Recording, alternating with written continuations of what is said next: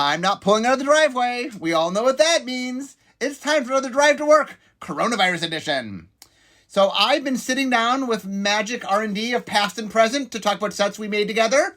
So today is R&D past. So Matt Place is here to talk about Zendikar. Welcome, Matt. Hi, Mark. Glad to be here. Okay, so Zendikar is a set that it's a warm spot for both of us. Both of us are very fond of Zendikar. Yeah.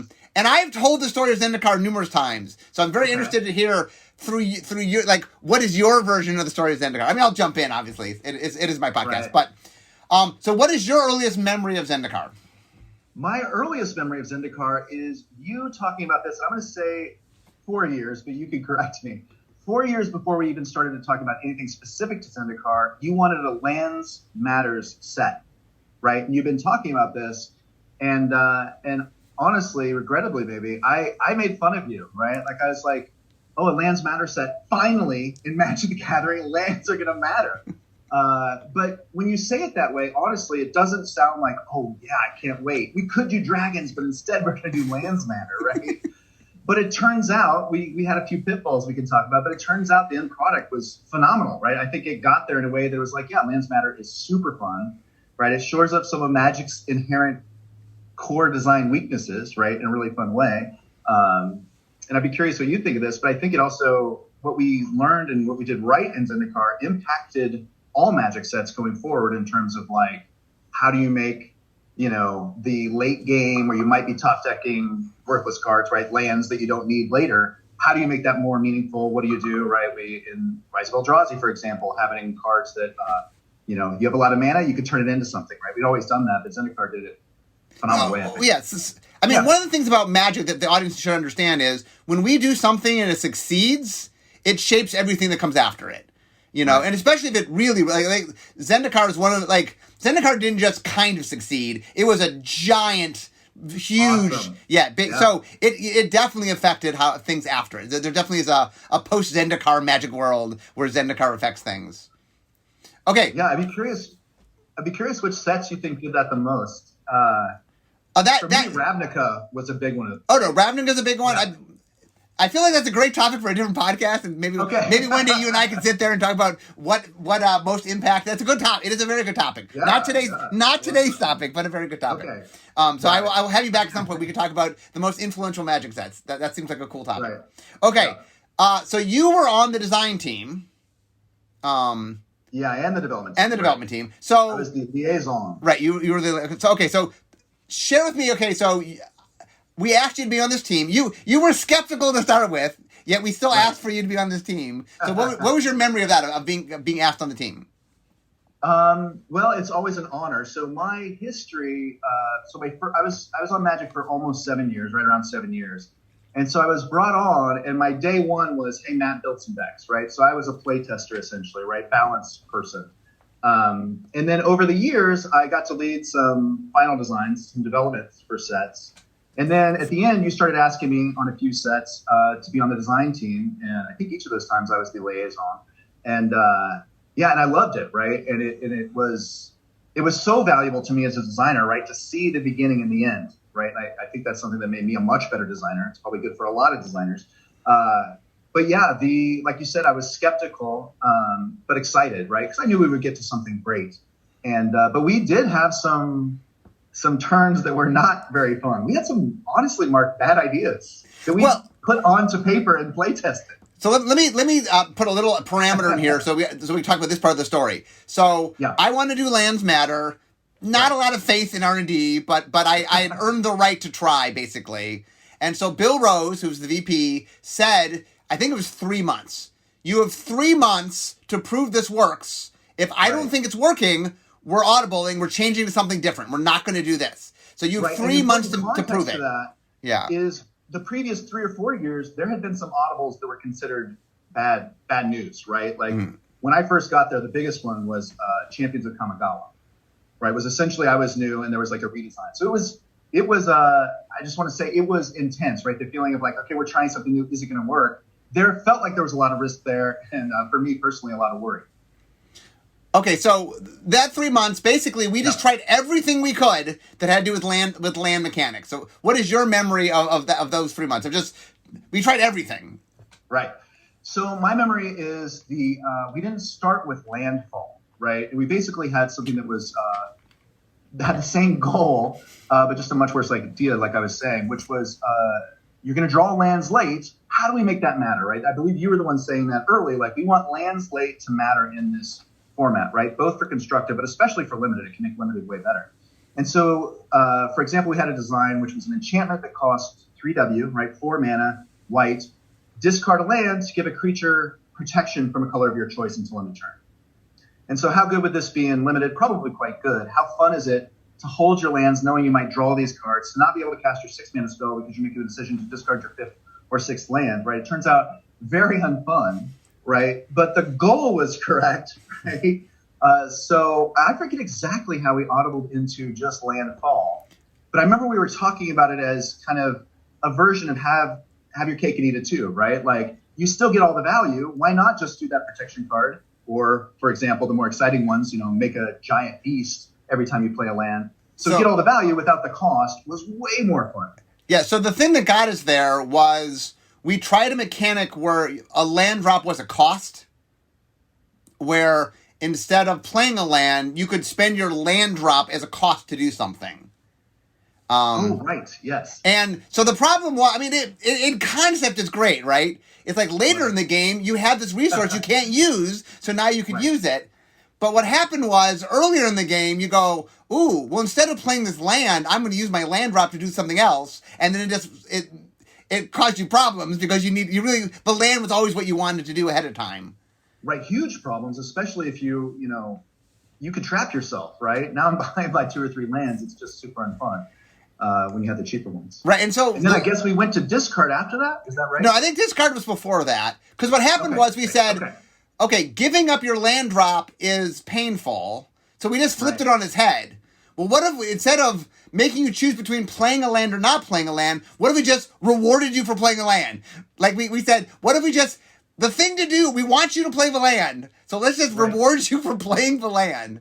Because we were punishing you for playing the land, like that's not working, and we flipped it on its head. That's where landfall came from. Right. I like how in hindsight it seems so obvious. To the point, I'm like, what were you thinking? Oh my goodness. But it's a wonderful mechanic. I don't know how, and it tied in too to the kind of the theme that you've been talking about since the beginning, since before we started work on Zendikar, right? Which was the kind of the explorer, travel the land, right? The Indiana Jones vibe. I remember some of the early art being right, but Indiana Jones didn't come yet. So the timeline, we were first figuring out how to make lands work. And Doug Beyer was on the team. He was the creative person. Yeah. And Doug's job was, as we're trying to figure out what we're doing, try to figure out what this could be creatively. But Doug actually didn't come up with Adventure World until around, I think, we were working on lands. We were we got to the point where Bill had to sign off on it. And we had landfall at that point. And we played with Bill, and Bill sees landfall and goes, okay, we're good. Like, Bill got it. We had figured out how to do it. And then it was Doug that said, ooh, what do you guys think of Adventure World? Mm-hmm. And then we liked Adventure World, and then we built the rest of the set to match Adventure World. Right, with allies who are the adventurers. Yes. That you guys would go on to do better in later sets. Right. The allies, the traps, the maps. We called them traps, maps, and chaps, I think was what we called them in design. Oh, funny. Funny. Only traps remained. Maps became quests, and chaps became allies. Right. Yes, maps. I remember those too. Yeah. Yeah, it's interesting. A lot of what Zendikar is, I think, is, why is it so successful? I think a lot of what it is things that Magic players already know they're doing, or direction they already want to go, right, was focused on in this set, right? Sometimes you take a risk in terms of mechanics where you're like, hey, we're going to go somewhere new. Let's see if people like it. And sometimes they do, sometimes they don't, right? But some of the biggest failures, honestly, in Magic are those twists that aren't loved, right? And I think what's great about Zendikar is, especially landfall, right? Lands matter, is you read these cards and you're like, oh my gosh, I'm going to play a land anyways, but I'm also going to get a giant beast for it. Or I'm also going to get this other great thing, right? And there's ways to do it multiple times, so I can find Johnny parts of this. But yeah, it's fun for me to look back and say, okay, why is this such a great set? Why do the players love it? And we talked about earlier on, like how it affected the future. the idea of rewarding players for doing the thing they already wanted to do, it sounds so crazy that like that was an innovation. It really was like when we first pitched it, like people were like, "Yeah, but aren't people going to play lands?" And I'm like, "Yeah, that's the point. You know, it'll be exciting because they're doing it anyway." But you're right. Some of the reaction is, "But that's not new." Yeah. Right. That doesn't sound new. I already play lands. Why is this new set fun? Right, and there was resistance. I mean, there was resistance. When we first talked about landfall, the resistance was the idea of like kind of almost the opposite of tension they thought was negative. Like, where's the decision making? Of course they'll play land. Right. And I'm like, yes, that was the genius of it. Of course you'll play the land. Right. And the funny thing is, you sometimes don't play the land. Like, not in the early game, but like in mid to late game, you actually, like, one of the things that happens in normal Magic is I draw a land in the late game and it doesn't mean anything. And all of a sudden, it means something in a way that's really cool. Right. So there's definitely a decision there, right? Why play your 8th land? Yeah. There's a very obvious reason why not to. And it's a really tough decision at the high level, right, with your 5th land. So you play it, but you don't have anything that's going on there. So there's definitely decision making there. It's great when you find mechanics that when you first pitch them to other designers, they don't sound good, but the way that you convince them is playing. Like, that's almost like an extra bar of like, this is good. If it sounded bad, people are like, actually, this is pretty fun. Yeah, landfall. The thing about landfall is people would like be negative about it, and I'm like, play with it. Play it. And they play it once, they go, this is awesome. Like, it's good, yeah. And what's great too is how simple it is, right? And we started, like we were just talking about, we started with honestly some convoluted, weird directions. And the same is true for maps and traps as well. We had some ideas that really questioned, maybe you can remind me exactly what they were, but I remember feeling like traps at some points were like, well, my hand's hidden. How are we going to do this in a good way that plays well?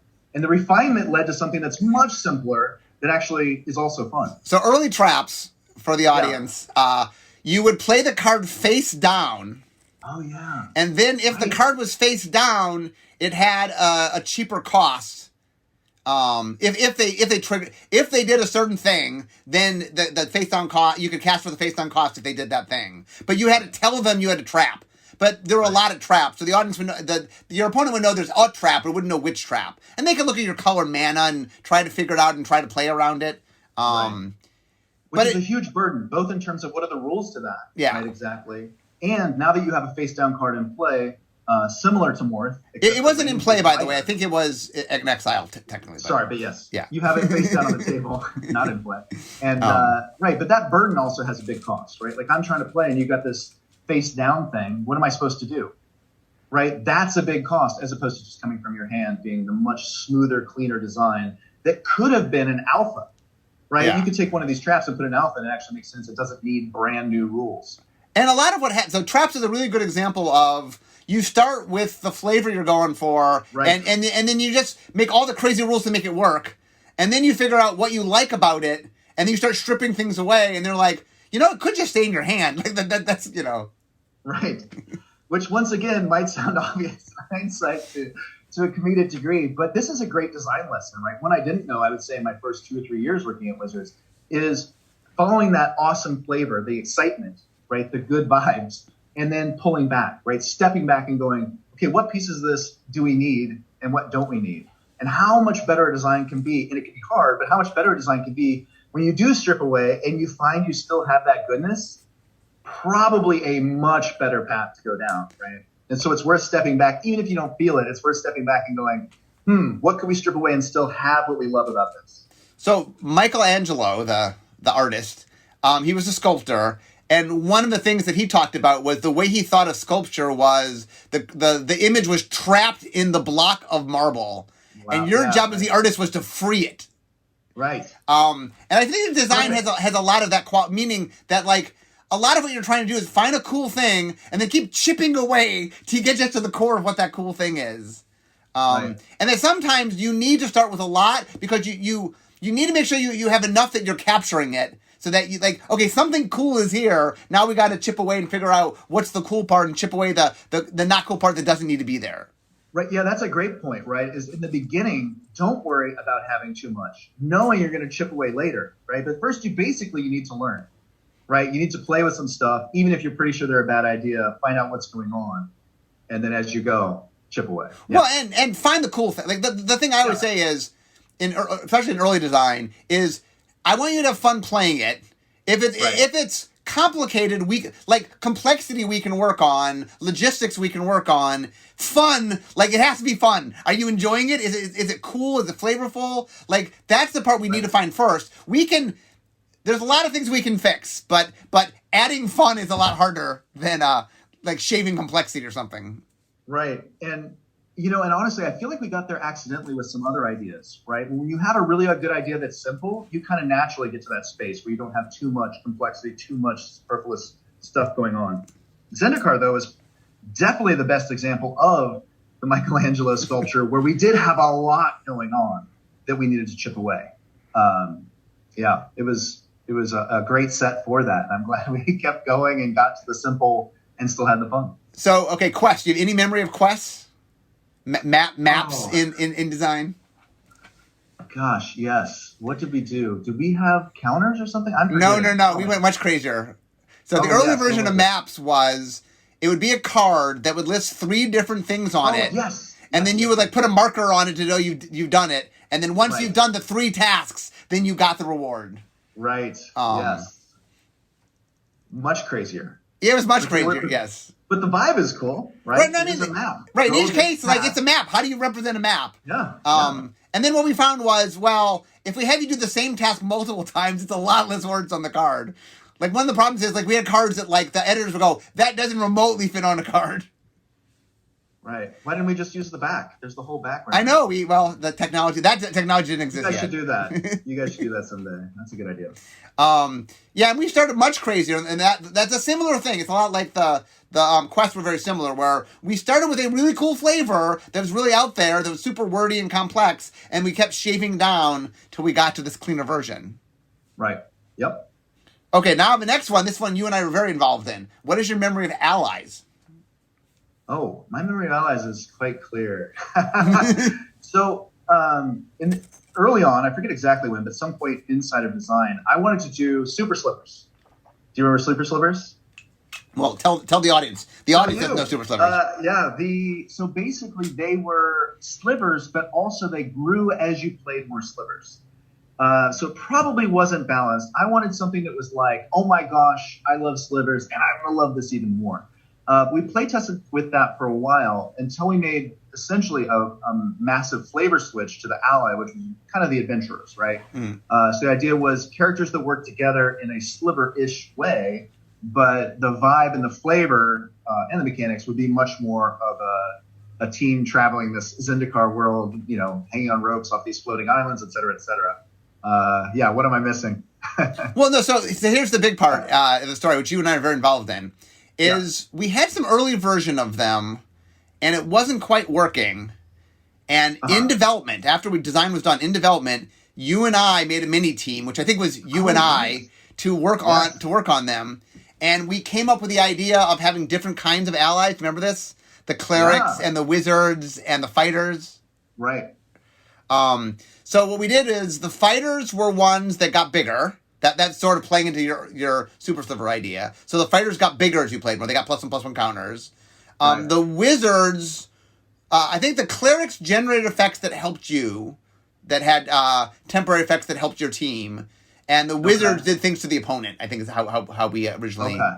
And then, there was another thing. There was a fourth, yeah. Wait, there were some things that gained an ability temporarily. Maybe that was the rogues or something. So there were ones that I got into, whenever another ally came into play, I got an ability to end a turn. And there were ones that pumped the team, and there were ones that generated an effect. And I think we called those fighters, rogues, wizards, and clerics. Right, and so I remember this team. Oh my gosh, I haven't thought of this in so long. I'm embarrassed how much I forget. But it was exciting. It was under threat. I was removing it, I believe it was Henry. Yeah. And Bill Rose. Yeah. Some powerful people. And, hey, we're cutting this whole piece of the set. And so we went to a meeting where that was the kind of the conclusion almost. Is that right? Well, no, we had a mini team. We made a mini team. We had multiple meetings. Yeah. Basically, a meeting, and then you and I went into the room. Yeah. And were like, okay, we got to save this. We got to have something in this space. Yeah. And I forget the individual designs, but yes. Well, the big thing, they liked it. The big thing we did is I think early on they all worked the same, and it just no matter what you did, it got crazy. Like we started with slivers was always our inspiration for allies from the very beginning because people love slivers. We're like, oh, can we do something sliver-ish but with a new flavor to it, not slivers. And also, we wanted to make it slivers, but a little more toned down. Like, slivers they always gain abilities to all the creatures all the time. And that, like, we said, okay, let's do that. But instead, when they come into play, something happens was the idea. So as you play more, something happens. Right. And I think when we turned it over, it was too much one thing. Maybe it was +1/+1 counters or something. It is too much of one thing. And the takeaway you and I had was, hey, there's a lot of space here. Let's map out the space, and then we'll divide it up by flavor and colors. And so that way it would play very differently depending on what colors you were playing. Right, and this is and I don't know how much you guys have changed R&D. I know it's changed a lot since I left. But this is a great example of kind of the two teams creating value together, right? Where one team is like, hey, we know why this doesn't work. And the other team, the design team, is like, hey, but we know there's something valuable here. And understanding the development team's concerns and then coming back with something else is a great way to get to better stuff. And it's awesome that it worked out that time. Yeah, I mean, it's funny. Like one of the things when we go back and look at sets, a lot of what it is that I think people get very enamored of the eureka moment of like I was in the shower and it came to me that what they miss is and then there's like months and months and months of work to actually make it happen, and that a lot of what design is not getting the idea. I mean, the idea is fine. There's a sexiness to getting the idea. But really, the actual hard work of design is taking an idea that might be a good idea and figuring out how to make it work.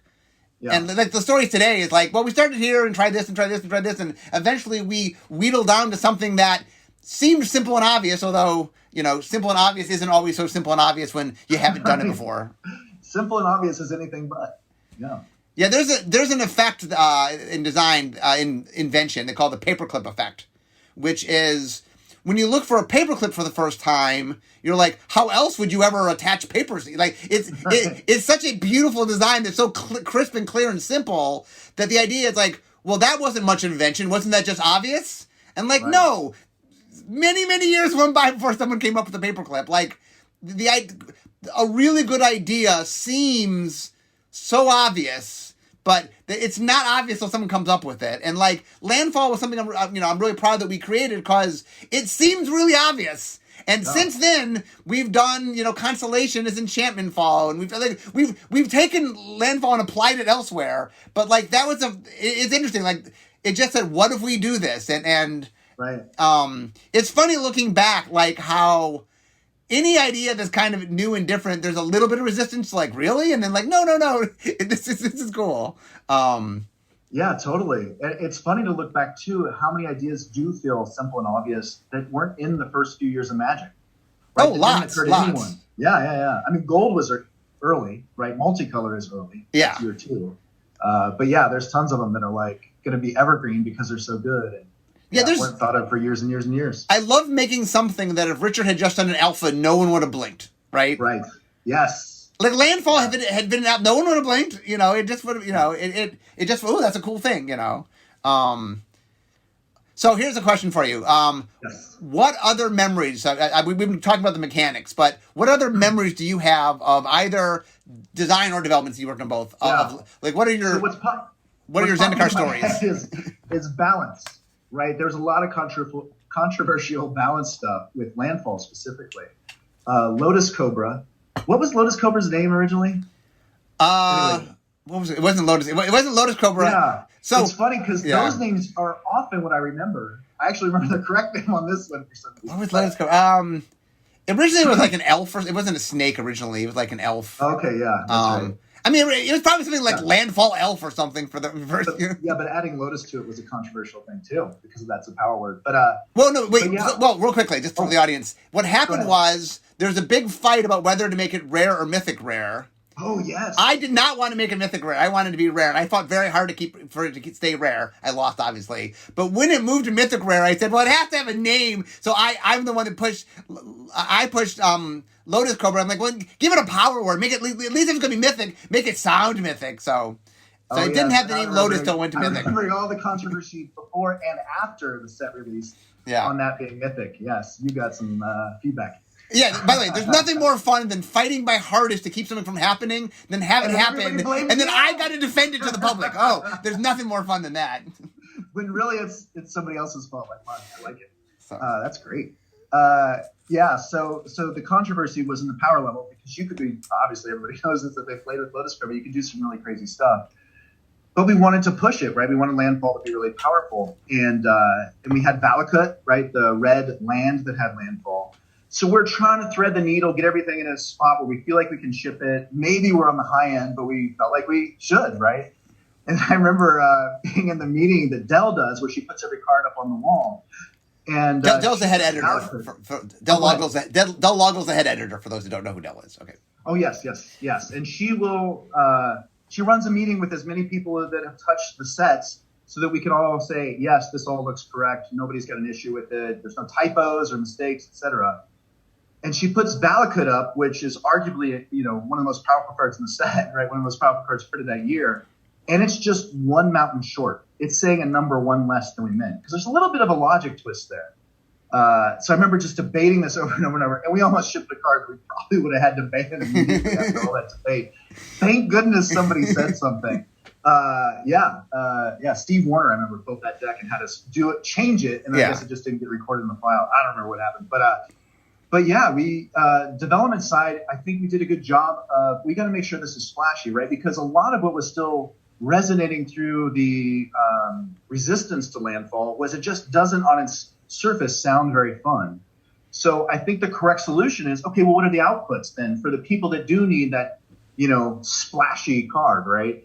And anyways, I forget the names of some of the cards, but the green rare that made the giant tokens, right, is a great example of how crazy that can get with, cards like Harrow or sack lands where you're getting multiple land plays per turn. You just make a lethal team instantly, super fun.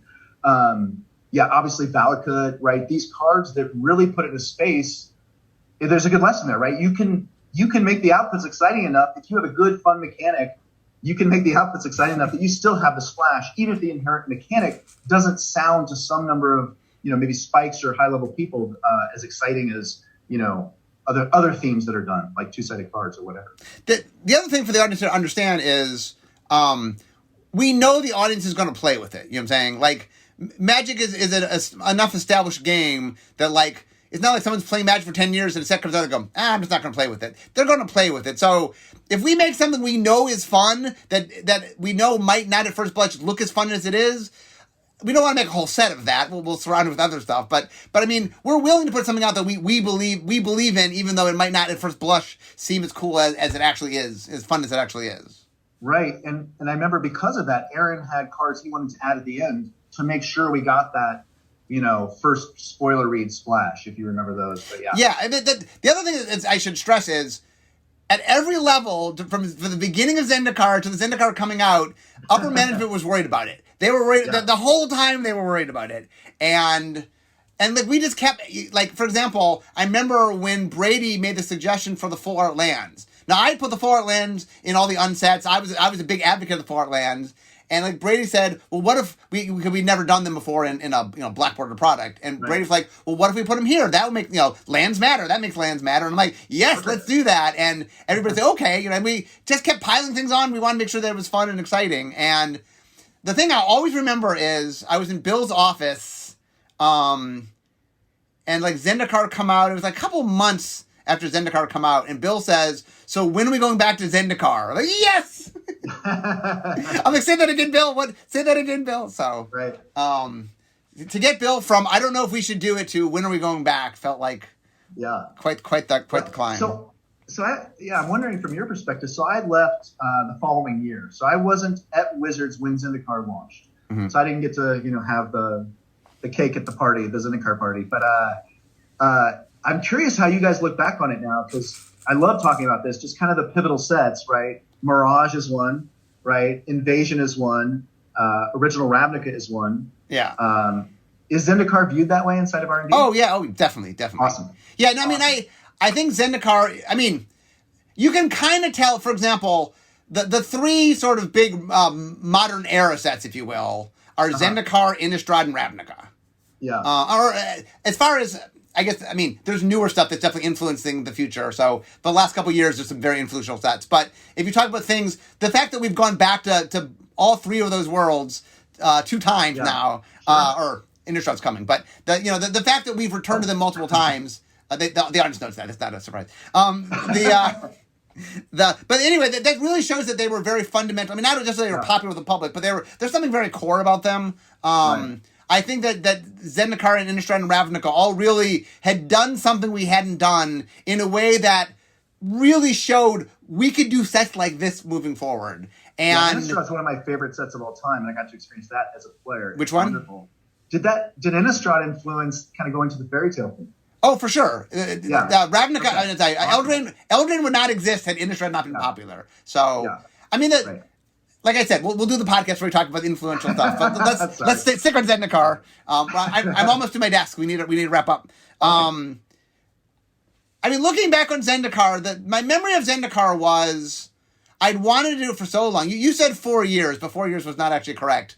The way it originally happened was Randy Bueller, back when he was my boss, had me make a 5-year plan, which turned into a 6-year plan, which then turned into a 7-year plan because I added Zendikar at the end of it. Like here's the plan, and Randy's like, okay, well, at the end of this plan, I know you want to do this thing. We'll stick it at the end of the plan. And I think maybe Randy was like, well, if I put it at the end, maybe it keeps going to the end. We'll never get there. I don't know. But anyway, eventually we got there. Somehow we got there, and Randy's like, okay, we're here. And Randy Randy was a defender of it. Like Randy did believe that, hey, we should do experimental stuff, and every once in a while, let Mark do something, Turian, I remember, was also into it. Yeah, Turian was the one like real champion other than me of Zendikar. He in my mind, he saw it could be a fast environment that he would enjoy. And I just saw it as an opportunity to make fun of you. Sorry, I should have been a believer. But you became a believer. You were not a believer in the beginning, but you became a believer. So when did you make that plan? Is that like 2004, 2005? Or? I mean, it was a 7-year plan, and the 7th year was Zendikar. So and I mean, and plus we worked 2 years ahead. So it's like 9 years before Zendikar came out, probably. So okay. So before I even started working in Wizards. Yes, okay. I think so. So you weren't there yet to make fun of me. But it is. By the way, I will say it is. Another quick story before we go is. For a while, I was calling it Lanzapalooza. Do you remember this? Yes. And somebody came to me and said, okay, we need a better name. This is not inspiring. Like, everybody's already worried that you're focusing on lands, that everybody is worried about it. And so I started calling it the money set. I said, people are going to love it, and everyone will want it. So I said, I'm calling it the money set. And then Bill goes, that's better than Lanzapalooza. That's great. You're going to make money. So anyway, but it is fun. So thank you for going on this journey. It is one of the things that the audience doesn't know necessarily is I've been doing these podcasts where I have people on and talk about it, and I have a lot of fun. So these are as much fun for me to do as it is for the audience to listen to. Cause this is super fun. Thanks for inviting me on, Mark. I love sitting and reminiscing with friends about stuff we worked on. So it's fun. Yeah, it's awesome. But I am at my desk, so we all know what that means. This is the end of my drive to work. So instead of talking magic, it's time for me to be making magic. So thank you for being here, Matt. This was a lot of fun. Awesome. Thank you. And guys, I will see all of you next time. Bye-bye.